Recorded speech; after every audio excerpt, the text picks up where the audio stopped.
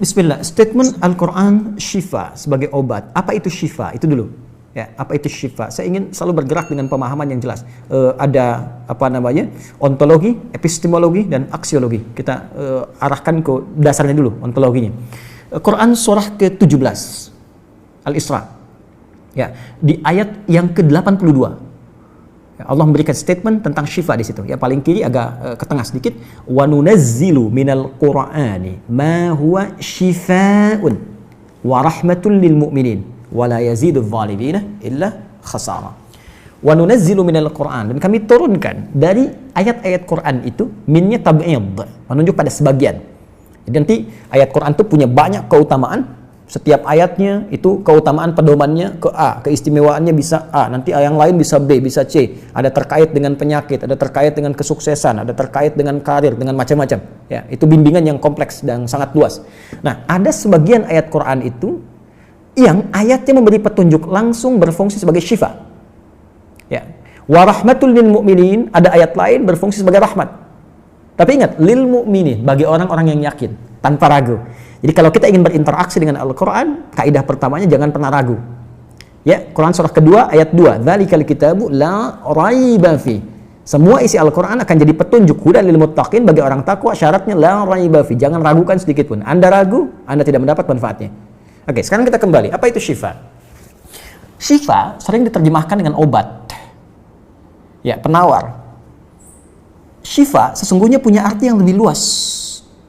Ya, obat itu di dalam Al-Quran, bahasa diksi Al-Quran, juga hadis, bahkan standar bahasa Arab biasa, itu setidaknya punya dua ya, diksi dari dua kasus yang terjadi.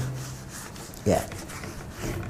Satu begini, jika penyakit ya, yang butuh obat, penyakitnya itu berupa penyakit fisik saja, secara fisikal.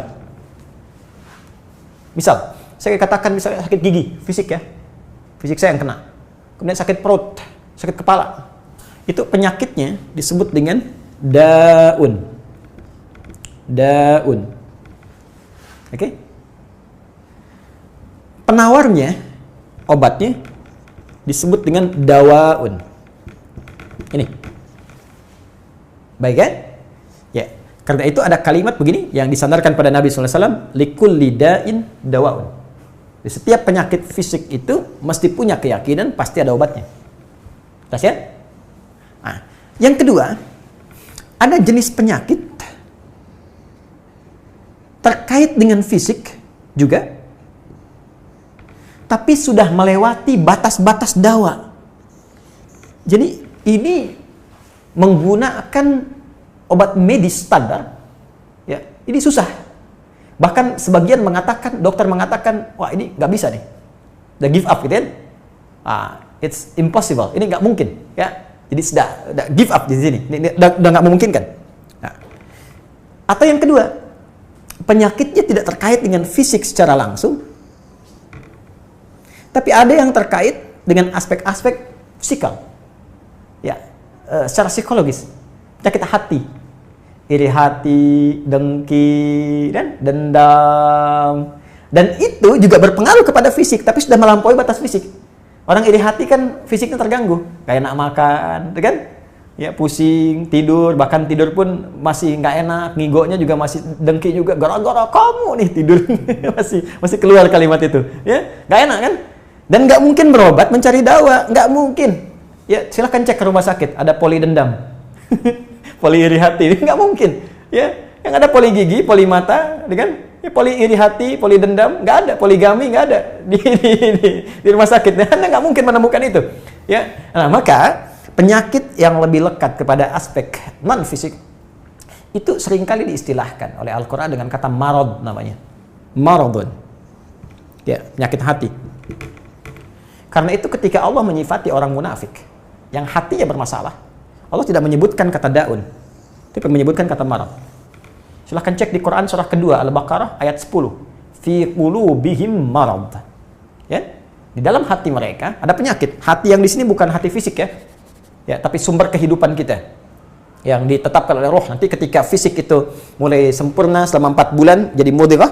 Jadi kan ada 3 tahapan seperti kita ketahui, ya. Dari mulai di Al-Arba'in, kalau kita baca Al-Arba'in, Al-Imam An-Nawawi, hadis nomor yang keempat, ya, Abdullah bin Mas'ud radhiyallahu ta'ala anhu qala qala Rasulullah SAW huwa as-sadiqul masduq inna ahadakum yujma'u fi batni ummihi 40 yawman nutfah. 40 hari pertama, ya, itu baru berbentuk penyatuan, perpaduan antara spermatozoa dengan ovum, thumma yakunu alaihi 'alaqah, kemudian misla dzalika 'alaqah, 40 hari kedua berbentuk zigot yang telah menempel di dinding rahim, thumma yakunu misla dzalika mudghah, 40 hari ketiga berbentuk mudghah, daging keratan. Bahkan sudah jadi bahasa sekarang, ya, di masa bahasan janin, ya, di kurikulum kedokteran saya lihat redaksinya sama, mudghah, ya. Nah, dalam fase ini kemudian ditiupkan roh, ya, wa yursalu alaihimul malak, alaihil malak, dan diutus malaikat, wa yu'maru bi katbi arba'in, dan diperintahkan menetapkan 4 hal.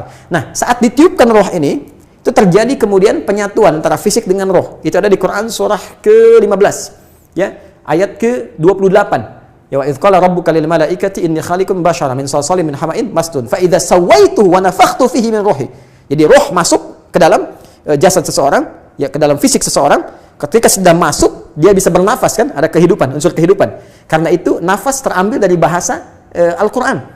Jadi begitu kemudian sudah masuk roh ke dalam jiwa, menjadi nafas namanya, berubah dari roh jadi nafas. Ya, maka dia membawa 2 potensi. Ya, ada fujur, ada takwa. Di Quran surah 91 ayat 7 sampai 10. Wa nafsi wa ma sawwaha fa alhamaha fujuraha wa taqwaha. Jelas, ya? Maka wa nafsi wa ma sawwaha, jika roh sudah masuk ke dalam jiwa jadi nafas, dan disitulah manusia bisa bernafas. Tapi jangan lupa dia membawa 2 potensi. Ada potensi kebaikan, takwa, ada katalis kebaikan. Saya tidak mengatakan yang buruk. Itu katalisnya. Jadi lawannya langsung. Yaitu jujur lawannya dusta. Ya, marah lawannya sabar. Yang sabar itu takwa, jujur itu takwa. Yang marah, yang sombong, yang bohong, itu namanya fujur, itu katalisnya. Di Allah menciptakan sifat marah bukan ingin membuat Anda pemarah, tapi ingin kemudian memacu supaya yang sabarnya muncul. Sebab kalau nggak ada marah, bagaimana bisa ada sabar? Itu cara membacanya. Nah, di sini terjadi pergolakan. Ya. Apa kaitannya dengan ini? Orang-orang yang tidak bisa mengendalikan sifat takwanya dan tidak menjadikan sifat fujurnya sebagai katalis, tapi diikuti menjadi dominan, maka jadi penyakit di hatinya. Itu yang disebutkan dengan marad namanya. Ya, itulah yang memunculkan penyakit riya, pamer, gitu kan? Sum'ah, ingin didengar orang, sombong turunannya, ya, kemudian dendam dan sebagainya. Ini marad. Marad ini dan penyakit yang sudah melewati batas fisik, kalaupun terkait dengan fisik, nggak ada obatnya dari dawa. Yang ada hanya syifa. Maka jika ada orang tertentu yang terkena penyakit fisik yang sudah di luar batas dawa, yang medis misalnya udah nggak bisa nih, ini nggak mungkin, maka beralihlah dari dawa ke syifa. Ini yang pernah dilakukan oleh Nabi Ayyub alaihissalam. Ketika diuji dengan penyakit, Allah contohkan langsung supaya kita bisa meniru. Bukankah ayat ini turun ketika Nabi diuji dengan penyakit? Ya, supaya memohon kepada Allah. Jadi kan Nabi Ayub kan divonis dengan penyakit yang tidak pernah diderita oleh orang sebelum beliau, tidak akan dirasakan oleh orang setelahnya. Yang paling menarik apa yang dilakukan? Ketika semua mengatakan nggak mungkin, lalu turun kemudian gambaran dari Allah. Quran surah ke-21 ayat 83 sampai 84. Wa ayyuba, pakai fathah loh, bukan dhamma, bukan kasrah. Ya, fathah itu menunjukkan sesuatu di masa lalu untuk dibuka bagi orang di masa depan. Ya, fathah itu dibuka. Itu ilmu lughahnya. Saya spesialisasi di bahasa Arab. Jadi di antara makna itu fathah, kenapa ada fathah, ada dhamma, ada kasrah, itu ada maknanya. Wa ayyuba, dan kami buka kisah Ayub di masa lalu sebagai inspirasi untuk orang di masa depan. Idnada rabbahu anni masanni yadhurru wa anta arhamur rahimin. Ketika beliau mulai meninggalkan opini manusia dan mulai kembali kepada Allah dengan sangat kuat untuk spesifik memohon kesembuhannya. Ya Allah, penyakit ini sudah mengganggu saya. Untuk ibadah, itu poinnya. Untuk ibadah. Ya, ternyata kalau ingin disembuhkan dengan cepat, arahkan kesembuhan itu untuk niat kita beribadah. Kalau cuma pengen sembuh saja, jangankan Anda yang belum beriman pun kalau sakit pengen sembuh. Terus Anda tujuannya apa dari kesembuhan itu? Kalau cuma pengen minta dunia, apa dengan sakit belum cukup menjadikan Anda ingat Allah?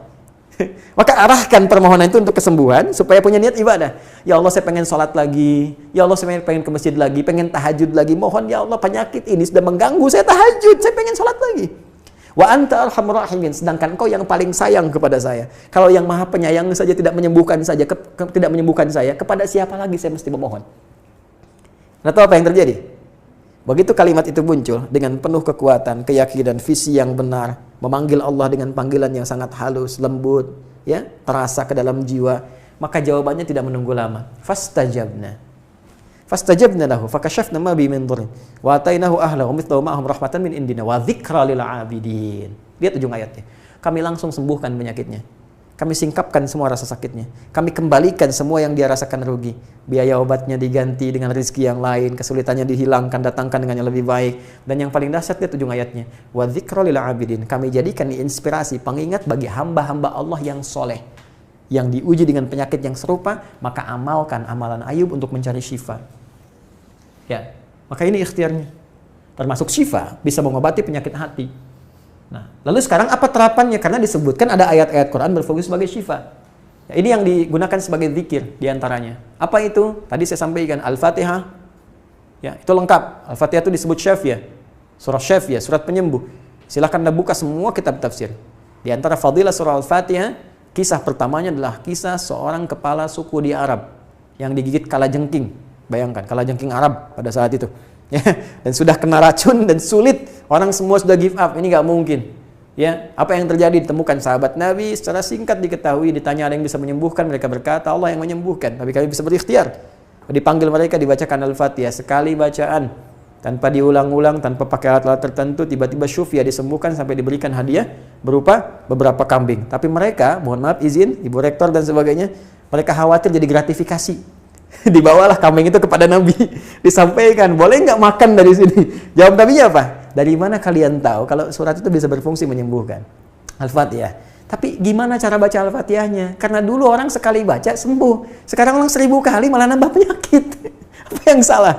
Nah, berarti nanti ada terapan lagi ilmu yang lain, kan? Nanti ada surah ke-26, Asy-Syu'ara ayat 80 itu zikirnya Nabi Ibrahim. Biasanya saya praktekkan ini, ya termasuk dengan kawan-kawan, saya suka sampaikan kalau ada yang dirasa-rasa sambil dipegang, sambil kembalikan kepada Allah, baca wa idza maridtu fahuwa yashfin. Kalau saya sakit pasti Allah sembuhkan, nggak mungkin dititipi penyakit kalau nggak ada hikmah di balik itu. Jadi saya amalkan saat diundang saya ke Kalimantan untuk ceramah, tiba-tiba ceramahnya ba'da maghrib, sore hilang suara. Hilang. Sama sekali nggak ada. Ya begitu salat, ya kita sama amalkan tadi dengan penuh keyakinan, minta ikhtiar juga pakai fresh care gini, tapi kita minta ya Allah, ya wa idza maridtu fahuwa yashfin, kalau saya sakit pasti Allah sembuhkan. Nggak mungkin ditugaskan kalau Allah nggak berikan perangkatnya, pasti diberikan. Nah, tahu apa yang terjadi?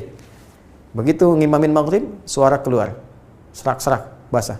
Begitu tausiah, keluar sempurna. Ba'da isya nyambung, keluar sempurna. Habis ceramah, hilang lagi suara. Hilang lagi suaranya, supaya disuruh istirahat, gak banyak nanya orang gitu kan. Tapi itu menarik. Dan puncaknya tadi, Quran surah ke-21 ayat 83 sampai dengan 84. Tergantung kasusnya. Kalau di kasusnya misalnya kasus mohon maaf ya terkait dengan kehamilan, nanti ada lagi yang lain ayat-ayatnya ya. Misal di Quran surah ketiga ayat 38 sampai 39, nanti di Quran surah ke-19 menjelang persalinan dari ayat ke-25 sampai dengan ayat ke-26, nanti di Quran pas kalau sudah berkembang janinnya, ada di Quran surah ke-7 misalnya ayat 189 dengan doanya dan turunan lainnya. Bahkan bisa diamati teman-teman yang di SPOG misalnya, atau di kebidanan ada nanti ayat-ayat spesifik, Quran surah ke-22 ayat yang kelima, ya ada di Quran surah ke-23 Al-Mu'minunnya, ya ayat 11 sampai 13 itu lengkap sekali. Kita bisa gali sampai ke situ. Itu yang kita maksudkan syifa. Jadi keluarkan ayat-ayatnya, tapi bukan sekedar dibaca, dalami isinya. Sehingga paham apa yang harus dilakukan. Karena di sini nanti ada konsep ikhtiar juga. Ikhtiarnya bagaimana, ya secara medisnya seperti apa, dan pertolongan kepada Allahnya bagaimana. Terakhir Nabi pernah datangi seseorang, dia minta disembuhkan. Ya Allah, ya Rasulullah, si fulan sakit, tolong sembuhkan. Kata Nabi, idhab ila tabib, pergi ke dokter. Kata orang ini, Anda kan Nabi, tinggal berdoa disembuhkan. Jawab Nabi sangat elegan. Pertanyaan orang ini bagus, Anda Nabi, berdoa dikabulkan, pasti. Tapi jawab Nabi sungguh elegan. Kata Nabi, kesembuhan itu dititipkan di tangan para dokter. Jadi Nabi ingin memberikan satu isyarat, Anda tetap ikhtiar. Karena tidak selamanya Nabi akan hidup. Ya, karena itu dokter-dokter mesti belajar. Saya menambahkan dokter-dokter yang bisa belajar dari Quran juga. Saya mengharapkan nanti ada dokter mata yang hafal, ya, misalnya ayat-ayat tentang doa, ayat tentang mata, ya, riset tentang ayat-ayat mata, hadis-hadisnya apa, sehingga Anda bisa menerapkan resep-resep yang indah. Ya, waduh, kenapa nih dok, mata saya nih nggak bisa dikontrol nih, sakit. Kenapa? Saya kalau ngelihat tetangga beli kulkas sakit, kan nggak bisa dikasih obat tuh ya. Anda bisa kasih resep Quran surat sekian, ayat sekian, sekian. Nah, itu yang banyak kejadian sekarang. Ya, orang matanya sehat tapi tidak bisa membedakan mana milik dia, mana milik orang lain. Demikian juga dengan yang lainnya. Itulah syifa. Wallahu ta'ala a'lam.